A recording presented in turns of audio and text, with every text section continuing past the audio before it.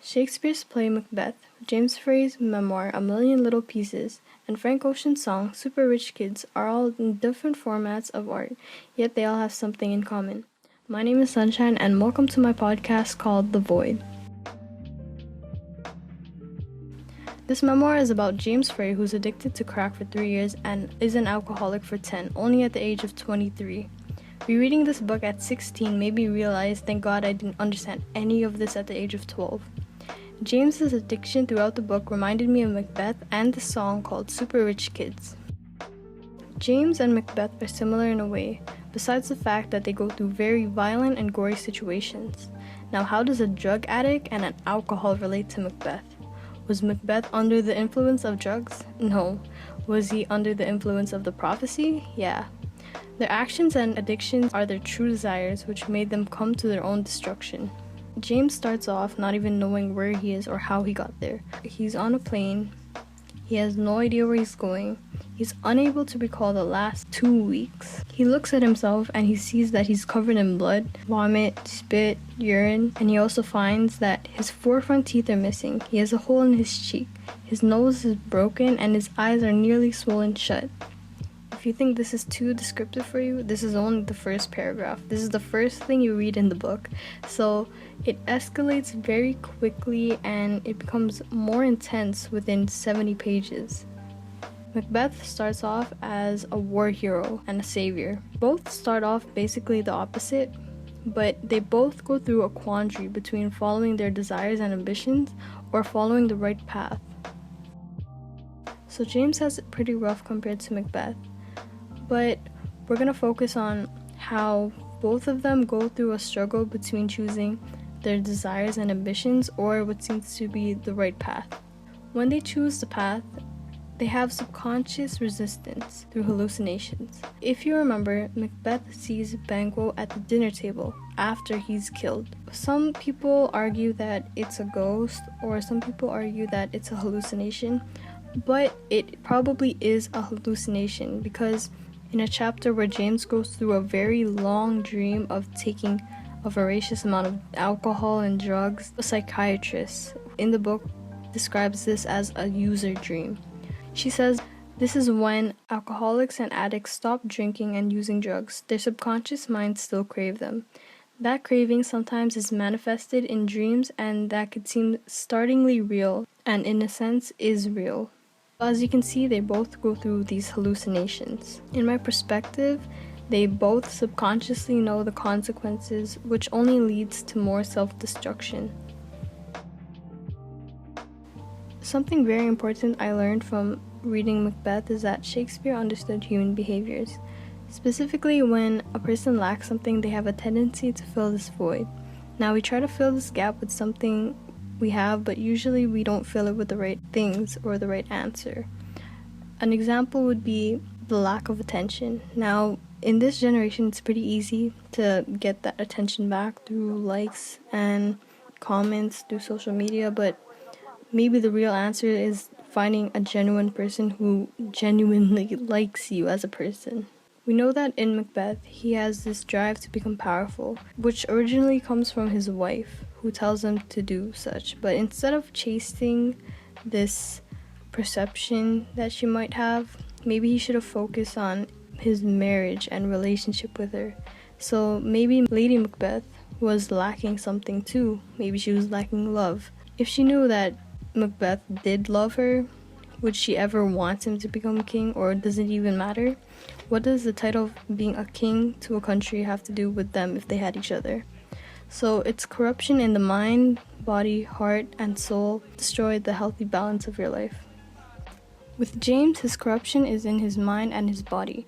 After this uncontrollable rage he calls the fury takes over, he wakes up expecting to be kicked out of the clinic, but instead they tell him it's his choice to stay, and he states, I can either leave or stay. I can either leave or stay. Leaving means going back to addiction and facing either death or jail. Staying means leaving addiction and facing something that's unknown to me. I'm not sure what scares me more. It shows that he knows his options and results without being told. I believe that him being able to reflect and know these things is worse than not knowing, because he knows what he did to his body and he's trapped. Here is the quandary, either to leave or stay. James doesn't want to turn to God because he believes that the addicts who do turn to God still live with an obsession. He says, "Take away their meetings and their dogmas. They have nothing. Take them away.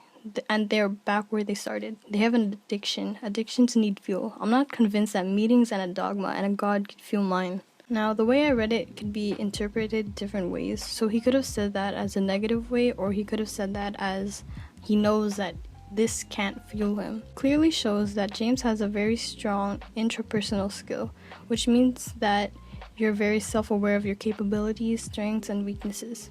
As you can see that James and Macbeth's situations both display how when there's corruption or an absence of something, there's a void which needs to be filled, which in their cases, they don't fill it with the right answers. Now, I mentioned at the beginning this song called Super Rich Kids by Frank Ocean. You may be wondering how this R&B artist fits into the picture with a murderer and a substance addict. Don't judge a book by its cover. In this case, don't judge a song by its title. In the hook, there's a constant repeat of saying too much.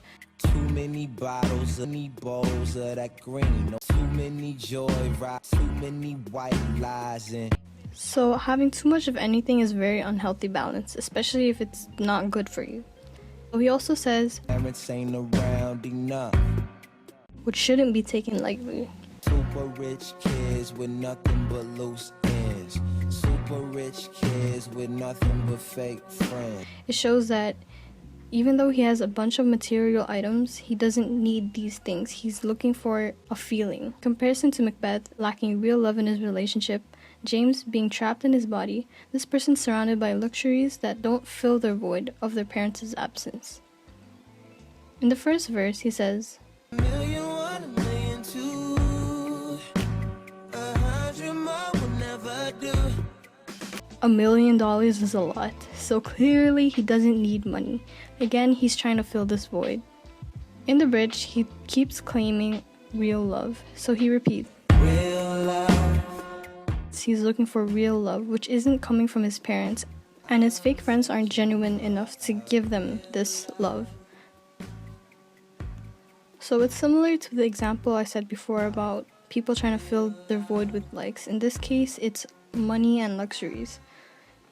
In the next two verses, they talk about having a mixture of drugs and jokingly jumping off a roof, which isn't funny in any kind of way. But this is very similar to James because they both have drug-related issues, thoughts of suicide which they feel they'll never do, and in some parts of the book, James talks about how he wants somebody to be there for him, but he feels that he's ruining the lives of the people he loves, so he's searching for real love, just like the super rich kid. Both of them are surrounded by methods of dealing with their problems, which fills their void for a while, but it eventually catches up to them. So in the end, Macbeth, Frank Ocean, and James all show that they're looking for love, which doesn't seem to come from drugs, money, or power. These are all obvious, which are problems they can't solve because if they ask for it, it's not genuine. Maybe Macbeth doesn't want to talk about their relationship because it might seem unmanly. Lady Macbeth doesn't either because she's not sure if he loves her. James doesn't ask because he wants to take full responsibility, which might be his pride, because he also feels like a burden, but he doesn't want people's pity. So he's stuck with his body and he's trapped in his mind.